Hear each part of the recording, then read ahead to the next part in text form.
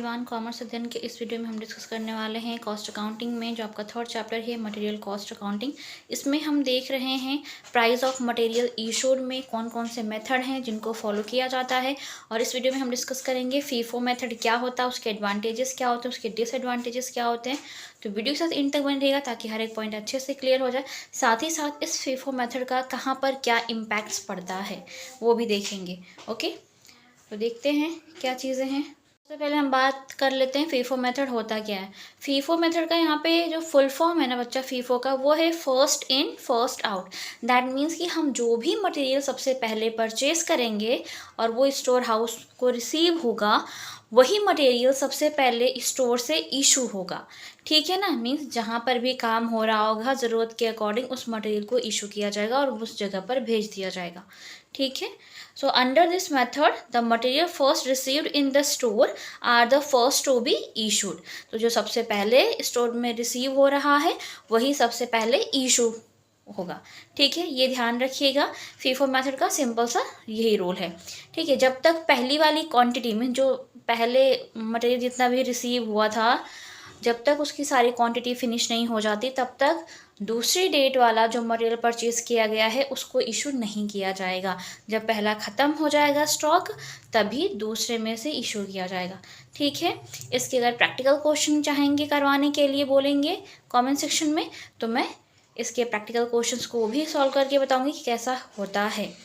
Okay, but generally ये इतना important chapter नहीं है प्रैक्टिकल क्वेश्चन में। हाँ, थ्योरी में पूछ लेते हैं, जो 2 मार्क्स की थ्योरी आती है कि ये क्या होते हैं मेथड्स, कौन कौन से होते हैं, क्या इनके मिनी एडवांटेजेस एंड डिसएडवांटेजेस होते हैं। ठीक है, प्रैक्टिकल क्वेश्चन बहुत रेयर पूछता है। अगर आप कमेंट सेक्शन में कमेंट करके बोलेंगे तो मैं उस पर वीडियोज़ ज़रूर बनाऊँगी। अब हम देख लेते हैं इसके एडवांटेजेस क्या होते हैं। सिंपल एंड ईजी, ये बहुत सिंपल होता है। इसलिए क्योंकि जैसा बताया कि यहाँ पर जो मटेरियल आपने परचेज़ किया है, जो सबसे पहले मटेरियल आया वही सबसे पहले इशू होगा यहाँ पर। तो थोड़ा दिमाग नहीं लगाना होता है, यहाँ पे कैलकुलेशन बहुत ज़्यादा नहीं करनी, और जिस प्राइस पे रिसीव हुआ है उसी प्राइस पे इशू भी कर देना है। ठीक है, बहुत इजी होता है। लॉजिक इसलिए यहाँ पे काम करता है। फीफो मेथड का जो नाम है इसमें लॉजिक यही है, फर्स्ट इन फर्स्ट आउट। जो मटेरियल सबसे पहले रिसीव हुआ है वही मटेरियल सबसे पहले इशू किया जाएगा, ये है इसका मेन लॉजिक। ठीक है, valuation of stock at market price. अब जो भी स्टॉक बच जाएगा at the end of the जो भी उनका काम है उसके टाइम पे।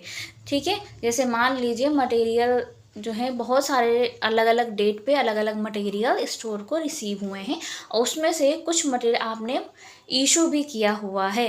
ठीक है, तो अब जितना आपने इशू किया वो तो ठीक है कि वो बाहर चले गए स्टोर से, लेकिन जो मटेरियल स्टोर में रह गए हैं, ठीक है, जिनका स्टॉक बच गया स्टोर हाउस में, उनका यहाँ पर जो उस स्टॉक का जो वैल्यूएशन है वो मार्केट प्राइस पर होता है। ठीक है बच्चा, तो ये इसका एक एडवांटेज है। फिर useful in case of falling prices, जब प्राइजेस गिरने लगते हैं, ठीक है ना, तो वहाँ पर भी बहुत ज़्यादा ये वाला जो मेथड है बहुत ज़्यादा हेल्पफुल होता है। नेक्स्ट है आपका इशू एट परचेज प्राइस। अब जो भी मटेरियल की ज़रूरत है जहाँ भी काम हो रहा है तो स्टोर से जब इशू किया जाएगा तो वो परचेज प्राइस पर ही इशू किया जाएगा। मीन जितने में ख़रीदा था उतने में ही वो इशू हो जाएगा और उस जगह पर पहुँच जाएगा।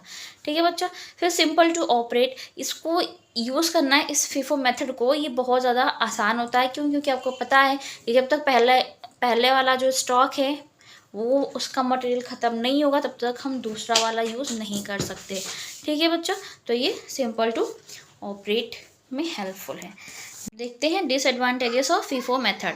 सो डिफ़िकल्ट इन स्टोरेज। देखिए बच्चा, एक ही दिन में कई सारे प्रोडक्ट परचेज़ किए जाते हैं तो अलग अलग जो मटेरियल होता है उसको स्टोर करके रखने में थोड़ी सी डिफ़िकल्टी यहाँ पे होती है इस मेथड के थ्रू।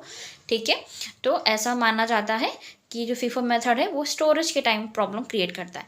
फिर है different prices on same date. अब देखिए, सेम डेट पे आप डिफरेंट रेट के डिफरेंट मटेरियल को परचेज़ कर रहे हैं, ठीक है, तो यहाँ पर भी प्रॉब्लम फेस करनी पड़ सकती है। उनके प्राइजेस को मेंशन करना मुश्किल हो जाते हैं। डिफरेंट प्राइजेस होते हैं, सेम डेट में कई सारे परचेजेस होते हैं, तो इस वजह से प्रॉब्लम क्रिएट होती है। ठीक है, फिर है difference in cost and market price.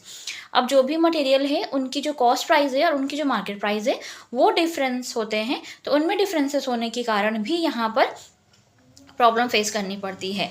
फिर है आपका not suitable when price rise. अब जब कभी भी प्राइस राइज होगा, मीन्स जब मटेरियल्स के जो प्राइस है वो जब महंगे होंगे, बढ़ेंगे, तो वहाँ के लिए ये वाला जो मेथड है फीफो मेथड वो सूट नहीं करेगा उसको। ठीक है। फिर है possibility of clerical error. Clerical error means जो आप वो एंट्री पास आउट करते हैं, है ना, तो यहाँ पर क्लेरिकल एरर की जो मिस्टेक्स होती हैं वो बहुत ज़्यादा हो जाती हैं।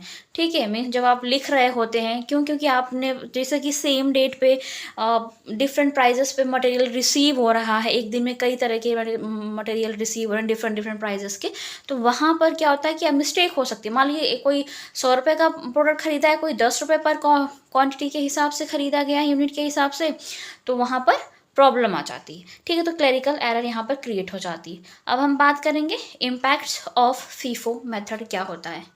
इम्पैक्ट्स ऑफ फीफो मेथड की बात करें तो फर्स्ट है इम्पैक्ट ऑन कॉस्ट। जाहिर सी बात है फीफो मेथड का सबसे पहला जो प्रभाव पड़ेगा वो पड़ेगा आपके कॉस्ट पे। दैट मीन्स कि कितने का मटेरियल परचेज किया गया, कितना इशू किया गया है, उसका जो स्टॉक बच गया उसका वैल्यूएशन किस प्राइस पे हो रहा है ना, ये सारी चीज़ें। फिर इम्पैक्ट ऑन इन्वेंट्री। अब जो इन्वेंट्री समझते हैं बच्चे, स्टॉक को हम इन्वेंट्री बोलते हैं। मीन जो मटेरियल आपने खरीदा तो जितनी उसकी जो क्वांटिटी है ना, स्टॉक जो है उसको इन्वेंट्री बोलते हैं। तो स्टॉक पे भी प्रभाव पड़ता है। पहला लागत पे प्रभाव पड़ेगा, दूसरा है आपका इन्वेंट्री पे प्रभाव पड़ेगा, फिर इम्पैक्ट ऑन प्रॉफिट। जाहिर सी बात है आप जब इस तरह के काम कर रहे होते हैं तो प्रॉफिट भी देखा जाता है कि किस तरह से प्रॉफिट हो रहा है। ठीक है। तो यहाँ पर प्रॉफिट पर भी प्रभाव पड़ता है फीफो मेथड का। यकीन करती हूँ इस वीडियो में आपको फीफो मेथड, उसकी मीनिंग, एडवांटेजेस एंड डिसएडवांटेजेस, साथ ही साथ इम्पैक्ट समझ में आ गए होंगे। वीडियो अच्छी लगे तो लाइक ज़रूर कीजिएगा, फ्रेंड्स के साथ शेयर करें। चैनल पर हमारे नए विजिटर हो चैनल को सब्सक्राइब कर लें, साथ ही साथ बेल आइकन को प्रेस कर लें ताकि आने वाली वीडियोज़ की नोटिफिकेशन आपको बिल्कुल टाइम पर मिलती रहे। तो आज की वीडियो में इतना ही, मिलते हैं नेक्स्ट वीडियो पे। तब तक take care, thank you so much for watching this video.